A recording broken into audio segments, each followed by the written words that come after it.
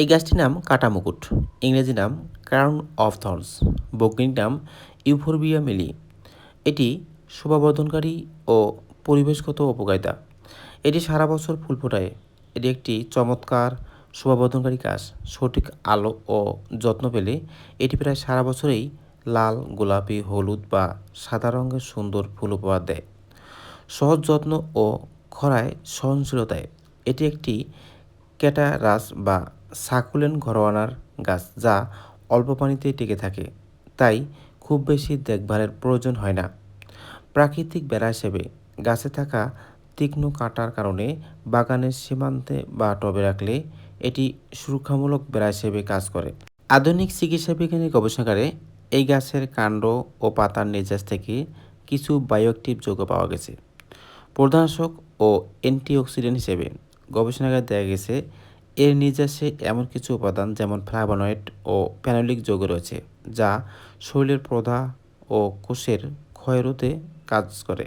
এটি জীবাণুনাশক, অ্যান্টিব্যাকটেরিয়াল ও অ্যান্টিফাঙ্গাল হিসেবে এর নির্যাস ক্ষতিকর ব্যাকটেরিয়া ও ফাঙ্গাসের বৃদ্ধি রোধে কার্যকর ভূমিকা রাখতে পারে বলে ল্যাব টেস্টে প্রমাণিত।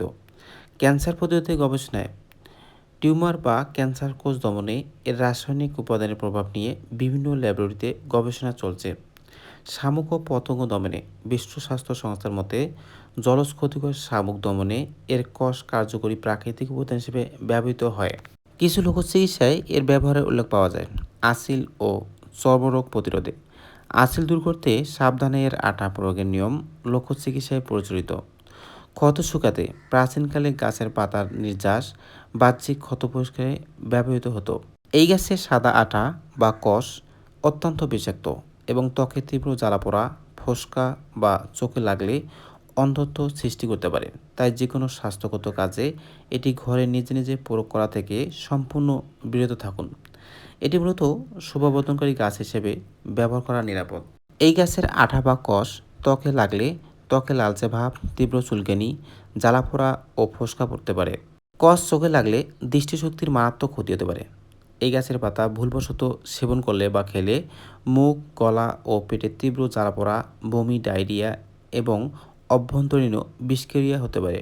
তাই এই গাছটি এমন জায়গায় রোপণ করতে হবে যেন আপনার শিশু এবং আপনার পোষা প্রাণী এই পাতা কখনো মুখে না দেয়। তো বন্ধুগণ, যে কোনো গাছ এবং লতাপাতা ব্যবহার আগে অবশ্যই একজন অভিজ্ঞ হেকিম বা কবিরাজের শরণাপন্ন হতে হবে এবং তাদের পরামর্শ অনুযায়ী সেই গাছটি ব্যবহার করতে হবে।